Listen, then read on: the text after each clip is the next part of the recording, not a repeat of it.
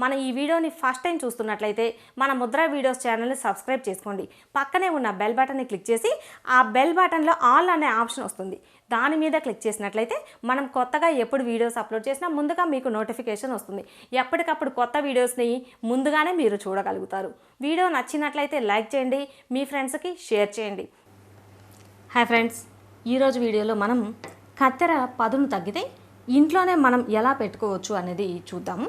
ఇది వచ్చేసి ఈ కత్తెరని ఒకసారి ఫస్ట్ అసలు క్లాత్ ఎలా తెగుతుంది అనేది ఒకసారి చూద్దాం.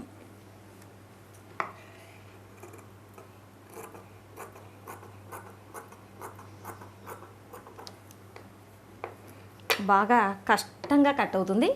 ఇది నేను ఈ మధ్యకాలంలో మొక్కలు కట్ చేయడానికి కూడా యూజ్ చేశాను. మనకి ఇంట్లో కత్తెర క్లాతుల కోసం మాత్రమే వాడేటప్పుడు మధ్యలో ఏదైనా న్యూస్ పేపరు లేదంటే కవర్ల లాంటివి ఏమైనా కట్ చేసాము అంటే మనకి ఈ పదును తగ్గిపోతుంది. ఒకవేళ మనకి అప్పటికప్పుడు క్లాతులు కట్ చేసుకోవాలి అంటే కష్టమైపోతుంది. క్లాత్ నీట్గా కట్ అయితేనే మనము స్టిచ్చింగ్ వర్క్ ఏదైనా చేసుకోగలుగుతాం. ఇలా బాగా క్లాత్ సరిగ్గా కట్ అవ్వట్లేదు అన్నప్పుడు మనం చిన్న టిప్ని యూజ్ చేసి చాలా అంటే చాలా ఈజీగా మనం క్లాత్ని నీట్గా కట్ చేసుకోవచ్చు. ఆ టిప్ ఏంటి, ఎలా ఈ కత్తెరని సరి చేసుకోవాలి అనేది చూద్దాము. ఈ కత్తెరని వచ్చేసి ఫస్ట్ మనం ఒక 2-3 డ్రాప్స్ ఆయిల్ వేసుకోవాలి. దీన్ని ఇలా విడిగా తీసుకొని మధ్యలోకి వచ్చేలా ఇటువైపున అలానే రెండో వైపున కూడా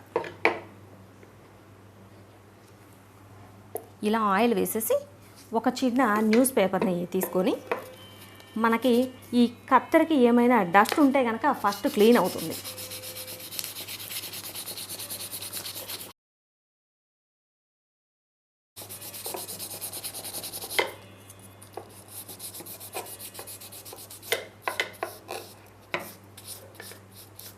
ఇలా ఫస్ట్ ఏమైనా డస్ట్ ఉంటే క్లీన్ అవ్వడానికి ఆయిల్ వేసేసుకోవాలి.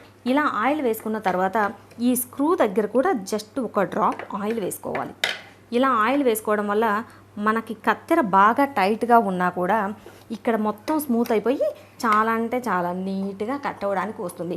మనకి ఈ కత్తెర ఎంత స్మూత్గా ఉంటే అంత బాగా క్లాత్ కట్ అవుతుంది. ఈ స్క్రూని ఒకసారి మనం చెక్ చేసుకోవాలి, బాగా టైట్గా ఉందా లూజ్గా ఉందా అనేది. ఇలా ఈ కత్తెర మొత్తానికి ఆయిల్ వేసుకున్న తర్వాత మన దగ్గర దాదాపు మిషన్ ఉంది అంటే ఇలా బాబిన్ ఉంటుంది. ఈ బాబిన్ని తీసుకొని ఇప్పుడు మనం ఈ కత్తెరని ఇలా విడిగా తీసుకోవాలి.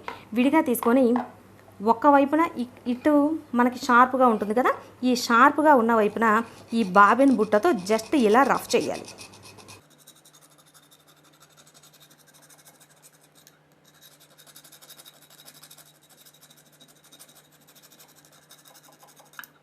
ఇలా రఫ్ చేయడం వల్ల మనకి ఇక్కడ బాగా షార్ప్నెస్ పెరుగుతుంది. ఇలా ఒకవైపున ఇదే విధంగా రెండో వైపున తీసుకోవాలి. మరలా రెండో వైపున తీసుకొని రెండో వైపున కూడా ఈ చివరన మనకి కనిపిస్తుంది ఇక్కడ క్రాస్గా, ఈ క్రాస్ దగ్గర మాత్రమే మనం ఇలా రఫ్ చేసుకోవాలి.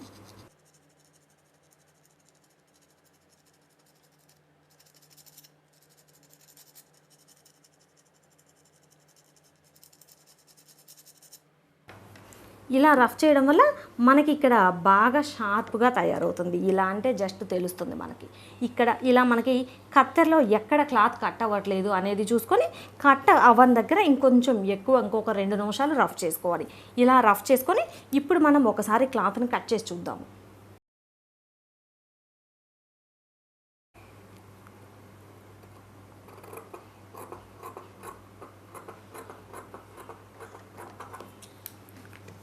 చూసారు కదా, ఇలా మనం కొంచెం రఫ్ చేసుకొని ఈ కత్తెర మొత్తానికి ఆయిల్ వేసుకున్నట్లయితే కనుక మనకి కాస్త ఈ సిల్క్ క్లాత్ కూడా స్మూత్గా కట్ అవుతుంది. మనకి ప్రతిసారి బయటకు వెళ్ళి సాన పట్టించుకోవాలంటే అవ్వదు కదా. ఒకవేళ మనకి ఎమర్జెన్సీ అయ్యి క్లాతులు సరిగ్గా అసలు కట్ అవ్వట్లేదు అంటే కనుక ఈ చిన్న టిప్ని యూజ్ చేస్తే మనకి కాస్త బెటర్గా ఈ క్లాతులు కట్ అవుతాయి.